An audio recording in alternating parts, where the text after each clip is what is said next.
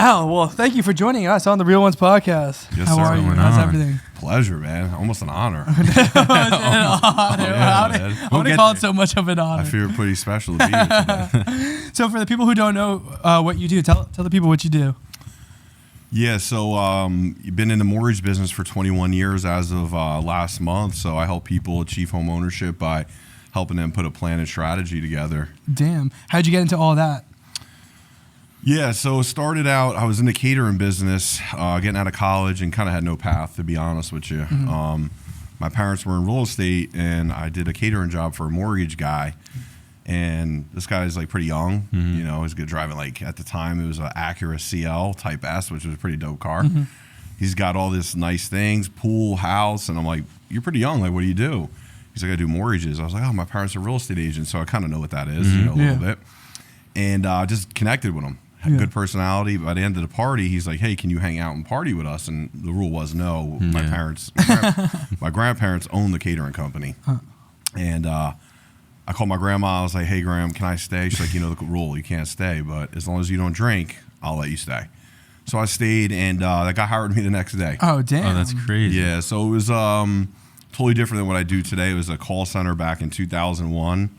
Right around 9/11, which was a crazy time in our world, and really bad for mortgage business. Damn. You know, the whole world stopped financially for a while, and I was like boiler room stuff. It was real weird, calling people, charging people like 5 points. There was no regulations, there's no rules. Oh, damn. And that's kind of where we're at now, where it's so regulated. So you've seen the transition between the regulations kind of coming into play and everything like that? Yeah, I mean, major difference. Yeah. You know, it was it didn't align with my core values. So I was only there like about 6 months, and nothing against the guy at all. But I couldn't do this to people. Damn. Basically. That's crazy. Yeah. And then how did you transition from there to kind of the first company you were at? Yeah, so it went from there to my next company, like another one? Yeah. Yeah, so you guys are a little young and probably some people laugh about this. I actually picked up a phone book. Oh, damn. Yeah, so I was in a private office in my office, and I'm like, there's got to be a better way. And there was this huge logo in the phone book called Wells Fargo. And back in the day, there was no Wells Fargos around here. There was no banks, but they did mortgages. And I called them and I said, listen, I'm looking for a job. And ultimately, they're like, can you come in for an interview? And I'm like, sure. And I interviewed and got the job like a couple days later. Damn, so you've just interviewed you and kind of got these jobs organically? Yeah, absolutely. Yeah, it was that's a true story. So it was weird how it happened. I actually had a buddy I was with at this company, and he's like, I gotta get out of here too. And they interviewed both of us, and they're like, hey, at the end of the interview, we don't want him, but we want you. Oh, damn. And I'm like, no, I don't come here without him. Because we were both 21 years old. Yeah. You know? And he didn't make it. I mean, he was there for 6 months, and I'm here 21 years later. Damn. Yeah. What do you attribute that success to? I've always wanted to win. I'm an athlete. I played sports growing up. I hate losing. I hate when my baseball team loses. I hate when my football team loses. I also have a major passion to be successful, and I think a lot of people look at success as money or materials. I have a completely different view on success. I just wanted to be able to, I was just about to have a kid. I wanted to provide for my family. I wanted to buy a house young, and I did all those things. And I have a why. I'm hungry, and I want to do. Yeah. I want to impact the world, man. I don't want to just impact mortgages. I just have a big passion for that. Where do you think that stems from? Man, I don't know how deep we can get here. We can get as deep So I think it stems from growing up. I had, very young parents. Yeah. 16 and 19 when I was born. They didn't really have a manual raising me, and there was a lot of probably bad things that was said to me, done to me, and I love them. My dad's passed, but I still love them, and I heard a lot of negative. You're not this, you're not that, you're going to be nothing kind of thing. And I always knew I was special somewhere, and I just didn't know what that was, And I just love people. I love helping people. I like when you guys win. Like when I walked in here, like, this is awesome. I feel privileged. You're winning, man. You're blowing up, right? Yeah. Like I can probably do the same interview with you right now. Like, look at this room, right? How'd you get here? But you got here by determination, hard work, making it happen. So it's kind of that. And have you always seen? Because it seemed like and earlier on you always got you either got the job or anything like that. What was like some of the challenges on the come up for you? Yeah, absolutely. The challenge, honestly, for me was believing in myself most of the time. I'm in a business that's all sales, so there's no income in my business. You don't make a salary. You don't get anything. You get a phone and start calling people, right? Yeah. I think some of the challenges was at times questioning my abilities, and what I'm capable of doing. But once I had my daughter, I had a why. I had to eat, no joke. I had to eat. And then I bought a house at 22 and I had to pay that mortgage. So the young folks today, I'd say go have a kid, go get debt, and go get married because it's a why. It truly is, man. Like, not to get emotional, man, my daughter's going to be 21 years old and it's her. Yeah. She did this. Like, yeah, for real. And I tell her, I don't know if she understands or appreciates it, but without her, I'm not sitting in this room today. Yeah. Do you feel like you perform best when your back's against the wall? Yes, I like pressure. Yeah. And I like winning, right? So for me, yes, I do like that. Sometimes it gets overwhelming at times. Like today, for real, I've probably been on 75 phone calls for work today. Oh, shit. At least 150 emails. Yeah. So it's kind of wild right now, and there's a lot of pressure. Like, I can't even just get back to some people. Like, so yeah, I like it because at the end of the day, for me, it's like, all right, cool. I dealt with it and I conquered it, right? And then now what's tomorrow? Because tomorrow starts over. Yep. And that's what's beautiful about this life we live. Like, tomorrow starts over. So. And how would you? I want to kind of go back to your definition of success because you said it's different for everyone. How would you define success? Yeah, for me, what's your like mission statement? Why are you here, right? Like, for me, it wasn't to do mortgage and make a lot of money or not make money, right? It was about how many people can I impact on my journey, and it doesn't have to be money or mortgage. It's just, who can I influence? Who can I help grow? Who can I help believe in their self? Because no one believed in me, but somebody eventually did, right? And so for me, success is somebody that's really got their shit together, that understands their purpose, understands why they're here, what they want to do, who they want to impact. Because my mentor told me like 15 years ago, do you want your tombstone to say made a lot of money and had nice cars? Or do you want to say, hey, was a great guy and impact and improve the communities he served? And that really changed my life that day. Because at a young age, I was about those nice cars and trying to buy that house young and like, oh, look at me now, right? Yeah. Like, going to my parents and saying, no, you were wrong about me. I already had a house before you can buy a house. I already had more money. And it wasn't about that. At first it was, but then the mission was totally different after that. Did you find yourself making more money after you didn't focus as much on the money? 100%. Yeah. In the beginning, I needed to make money. I was in some debt. I was in a bad spot, and money was the driver. But once I knew if I helped, here's my favorite quote, Zig Ziglar: if you help enough people get what they want, you'll always have what you want. So I figured I got to pour into other people. I got to help you. Like, if I went out of my way today and you needed something, you're going to remember that. Yeah. Or if I asked you for something right now, you're not going to remember that as much, right? Because now I'm asking you. But if I helped you get what you want, maybe it's a girl, a friend, a material, new shoes, like these, like, where to find them? I want to impact people. So, yeah, that was a good question. Yeah, for sure, man.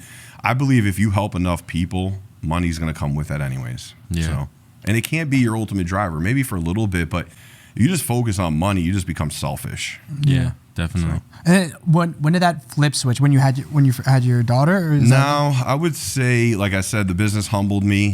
Things kind of got like a little rough for maybe 6 months, a year, and I tried to figure out like there's got to be a better way of me just chasing deals, right? Like, I got to chase relationships. I got to chase people.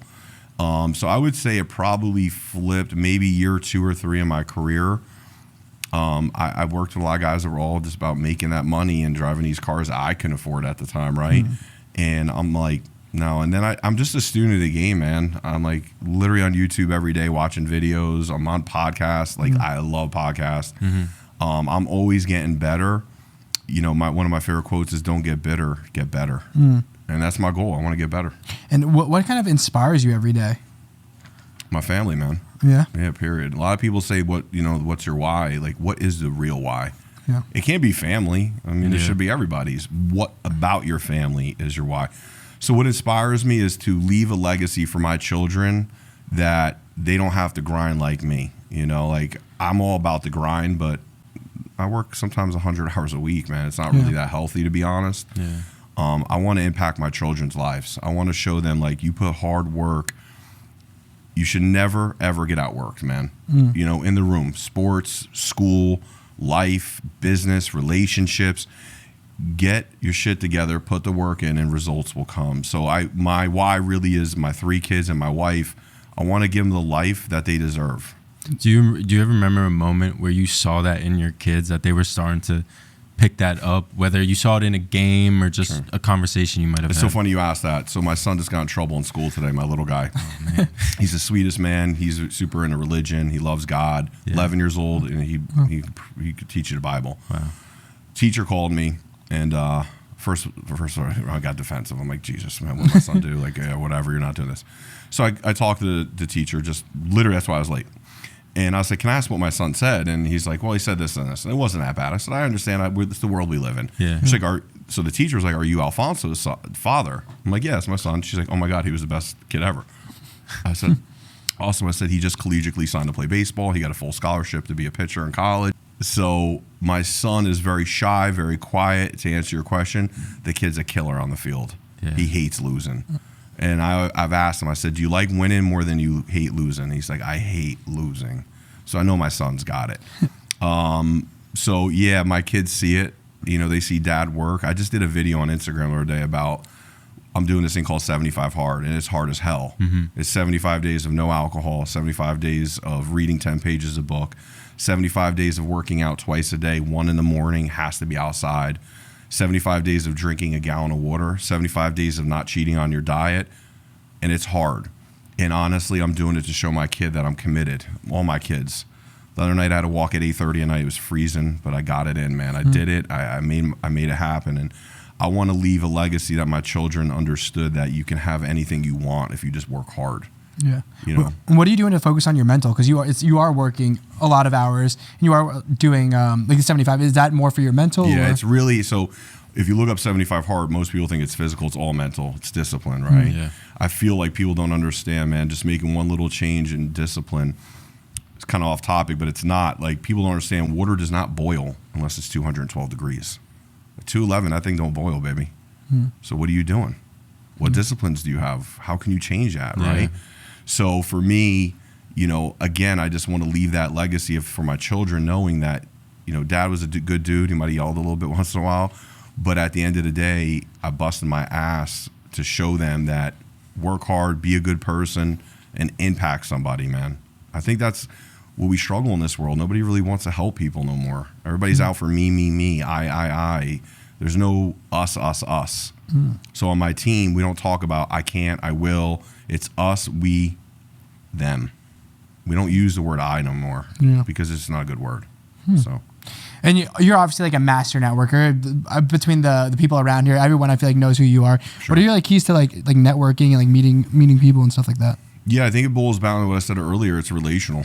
You know, I'm a relational kind of guy. I want to get to know you. I want to become your friend. Everybody I do business with is almost a friend. I would say like 80%, you know? Yeah. Like, some are my best friends now. So I think networking, man, I am who I am. You know, I'm not coming in here and going to sell you anything. I'm not going to be fake. I'm not going to pretend to have a nice car, nice suit because I want to sell you some. I truly care. But you're either going to like me or not like me, you know? So I feel that people see how genuine I am, and I think people see the value in me and then the passion, right? Like, I have a lot of passion. It's because I want to be successful, and I have a why. So my goal really, man, talking here, it motivates me a little bit too, but I want to write a book, man. Nice. You know, like probably like an ebook or something like that. And I think you start even on Amazon. But like, at the end of the day, I think people make shit way too hard, man. Like, keep things simple, have a plan, a strategy, and push forward towards it, man. Yeah. End of story. Or I'm going to wait until. Yeah. I know. Wait until what? Exactly. Oh, I want to get this spreadsheet right. For what? So somebody told me recently, just get started, because getting started doing it badly is better than never getting started. So just get started, man. You know? You're never going to start tomorrow. Yeah. If you don't start today, just don't matter. And you know, I pour into relationships, right? Like, I know I referred you to somebody recently, but like, for me, like, it wasn't, I didn't have to sell. You're awesome, bro. Right? So like when I told them about you, they see the passion. They see why I love you. And that helps you with that relationship, hopefully, right? Yeah. So I think the answer to the networking thing is just about people, getting in front of people, having relationships. And what I usually do is I'll pour in like, hey, Joey, do you know any realtors? Yeah. Right? Because that's my bread and butter for business is realtors. Like, I'll go and I'm like, hey, listen, I'm trying to connect with ABCY. You know, can you put me in touch with them? Versus cold calling or being a creeper on like social, right? Creeping on their stuff, like pinging and DMing people. Can that work? Sure, but people need people, and I'll continue to say that. So I lay into my relationships. How do you first get your foot in the door if you're like new? In this business? Yeah. Yeah, I mean, listen, there's many ways I would tell you trying to get started. There's no damn manual in mortgages or real estate. Real estate's super hard too. I think you got to find a mentor. But the problem is a lot of people are selfish. They don't want to help you. They don't want to give you their tricks and trades. Yeah. Because at the end of the day, if you guys both became mortgage guys tomorrow, you're not my competition, man. Yeah. There's one person in my competition. It's the guy in the mirror when I wake up and look at it, right? So I think get a mentor. You know, get somebody that's validated. Like today, now, 15 years ago, everything I'm saying right now could be smoke. I could just be bullshitting both of you, right? Yeah. Go online, go to Google, check me out. Like, see what people are saying about me. I would say do your research. You guys, again, age thing, but like I didn't have Google when I was growing up and getting into business. Yeah. Right now, you guys can Google like things, YouTube things, right? I wouldn't say live there, but find a mentor, man, because somebody poured into me too, you know? And then I just became who I am the way I wanted to do it. So I would say it's a phenomenal business to get into, but there's no manual, so find a mentor. When you got into the business, was there things that you saw in other people that you knew you wanted to kind of do differently? 100%. Even looking at myself, right? Yeah. And who I was in, let's say, called 2005. I saw things I didn't like. I saw things that could be done better.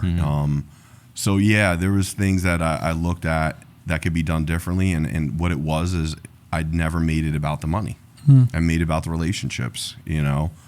Listen, it doesn't matter what you do, man. You guys could do this. You could be car salesmen. Yeah. If you just pour into relationships, people will see that. But when you're into money, people see that too, right?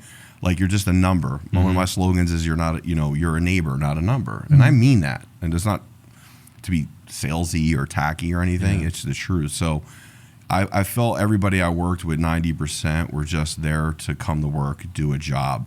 I'm here to impact people and help them with financial freedom. And so you've been in the game for a minute now. How have you seen like the marketing change throughout the years? Well, right here, right? This. Yeah. I mean, we didn't have this, right? So I think for me, everybody's different. I think social and media and video should be like 20% of your strategy. The reason is sales is sales, right? And I always tell people sales is a contact sport, period. You got to contact people. Now, for me, I could do a quick video, have it all over social, and then when I call that person, now they know who I am. 10 years ago, they didn't know who the hell I was, right? Now they're validating me, right? So I believe in regards to marketing, I think we have to really connect with our audience. And you do some videos for some people that are just such good at connecting, and you just learn. So I love video the most of anything, to be honest, because people see who you are, what you're about, if they like you or don't like you, because they say, I think you get judged within 7 seconds. Are there any particular people in like the mortgage industry or real estate industry that you're watching right now? Yeah, there's a few. There's a guy out in Seattle that his name's Dan Keller, real big on podcasts, real big on video, real big on training financial literacy. Now, he's a mortgage guy, right? But he's a baseball coach before. So he was a baseball coach, became a mortgage guy. He's an influencer. There's a couple others that influence, I would call them influencers. But listen, I'm not the best. I never want to be the best. I want to be who I am. But I'm always watching, yeah. Yeah. What are some key takeaways from these creators that you kind of put into your own content? Be who you are. Don't be scripted. Don't be salesy. I think there was even a time in my career I probably became that a little bit. People are going to like you for who you are, and not everyone's going to like you. That's the truth. There's just a lot of weird people in this world, man. There's personalities that are just so different. I'm not going to be a connector for everybody either, right?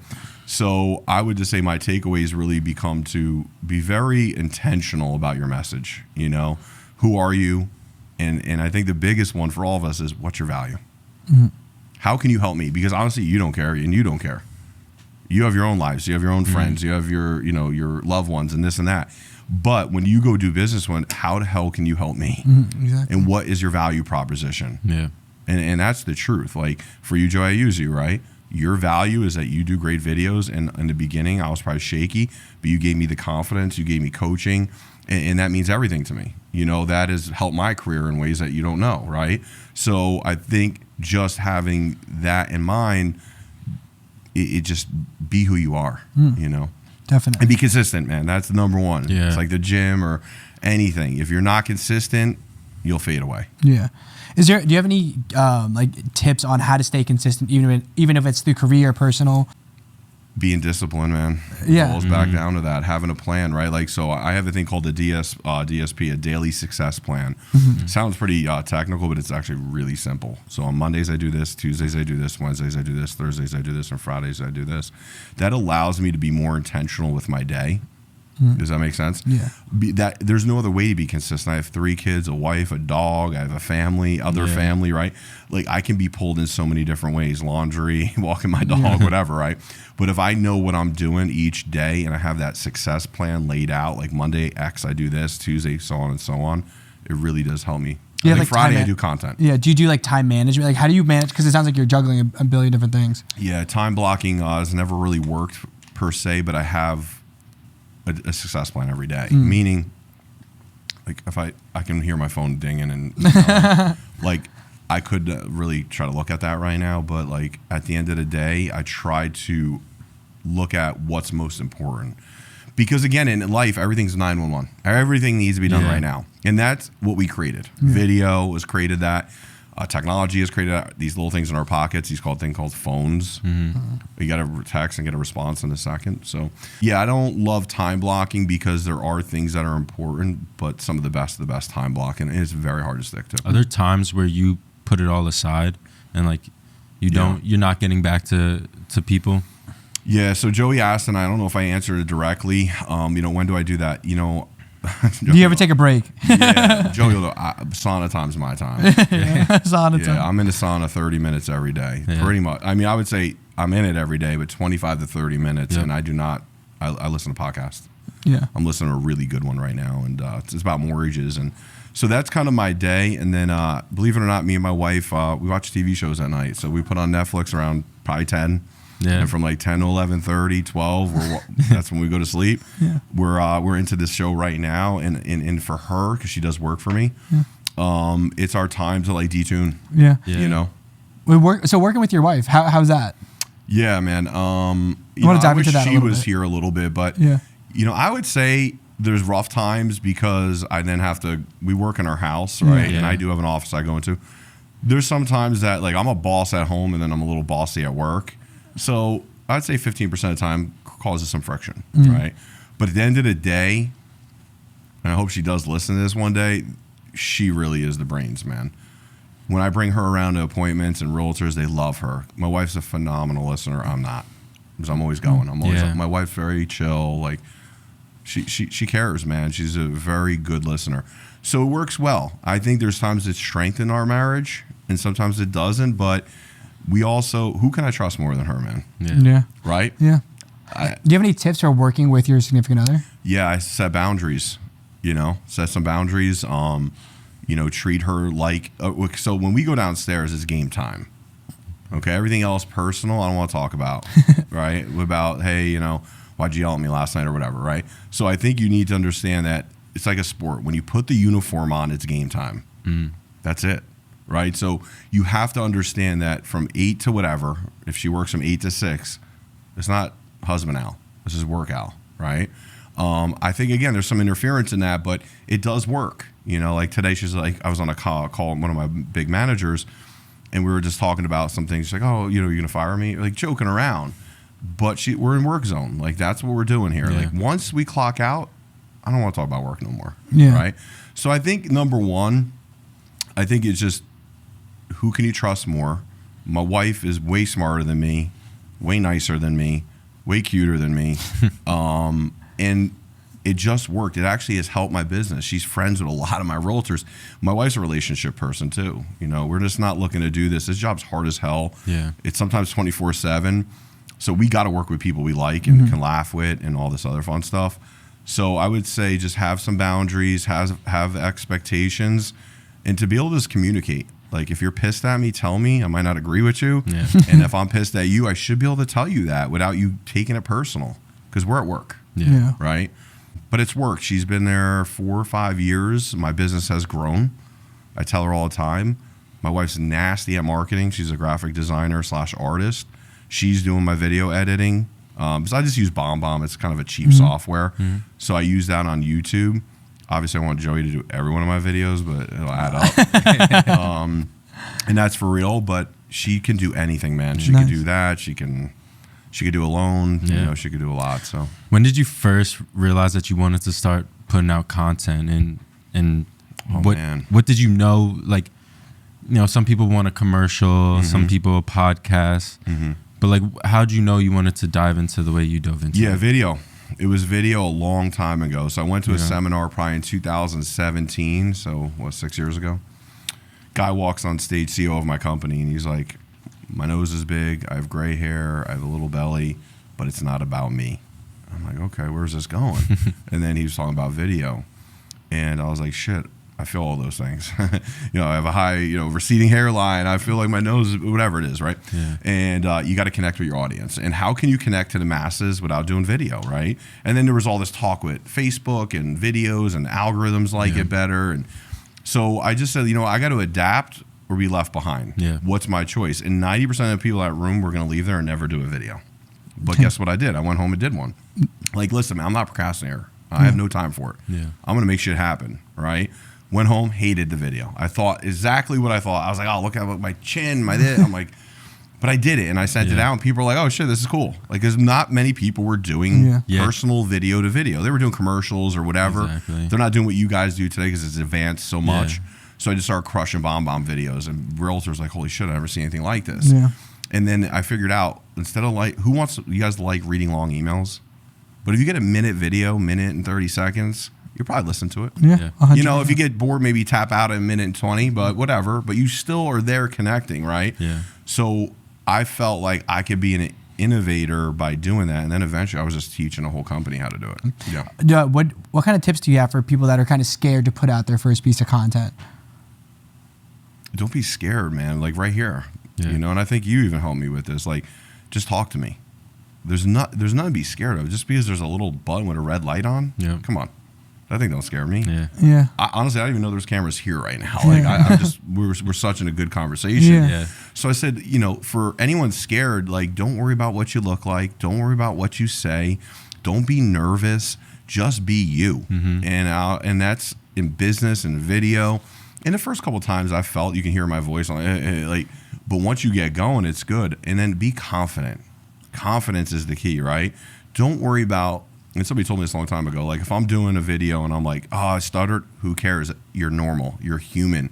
People may like that because they're going to feel it, right? Yeah. So I would wish, honestly, if I could do video every day, I would. Like it's the easiest part of connecting for me. And everybody watches. Like, dude, I swear to God, if we had like 100 people in here and there was like nobody here but we had cameras, you know what 90% of people are on? YouTube, man. Yeah. Do you know YouTube is the biggest search engine right now? Yeah. Really? Over Google. Damn. I mean, Google owns it. Yeah. But people search YouTube. I search YouTube for everything. Everything. Absolutely right? everything. What was your last YouTube search? Okay, you ready? Yeah. Man, I should send this. I'll text it to you. It was good. So it was this guy in 1987, Art Williams. And I do have a good memory, man. I was blessed with that, by the way. Yeah. Art Williams, and he was a football coach that became the #1 insurance provider in America for whole life policies. So like, not like life insurance. I mean, it was life insurance, excuse me.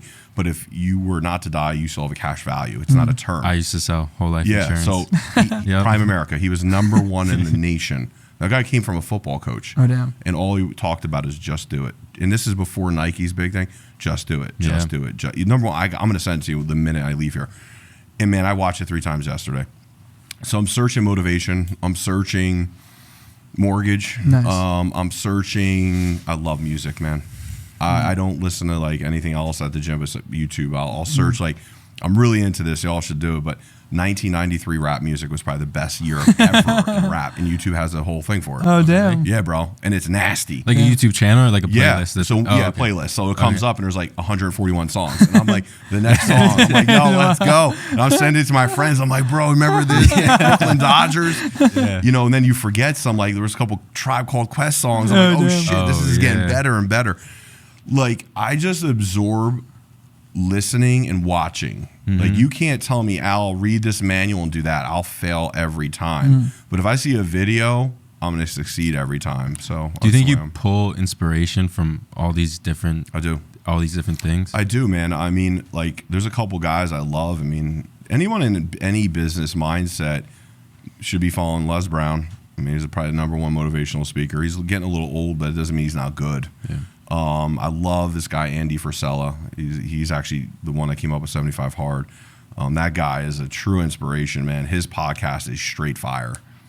His best podcast out there. Yeah. I think he's like really high up there right now. I follow Les. I follow Andy, a guy, Ed Milet. Ed Milet, another good story guy, had no money. He's a quadrillionaire now. And I love Rocky because I feel that's who I am. I feel I'm the guy that's always going to be underdog, but I am not going to go down. And I'll tell you the best, and you should YouTube this immediately. Round 14, Rocky won. And it's called, this guy said, Rocky took Apollo's soul. He looked at him and he beat the living piss out of him. And Rocky got up and said, come on. Yep.